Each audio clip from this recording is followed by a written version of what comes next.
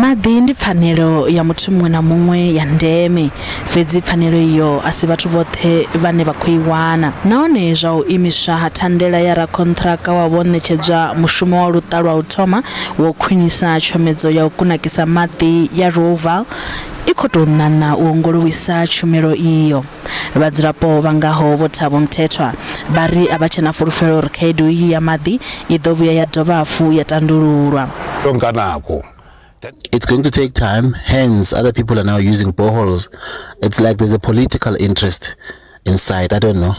Minister wa zwa maḓi na vhutatashiri vho Senzo Mchunu vhone vho halifhela vhukuma vha dorobo ya Tshwane kha u kokodza vho milenzhe zwi tshi ḓa kha u swikisa tshumelo ya maḓi kha tshitshavha.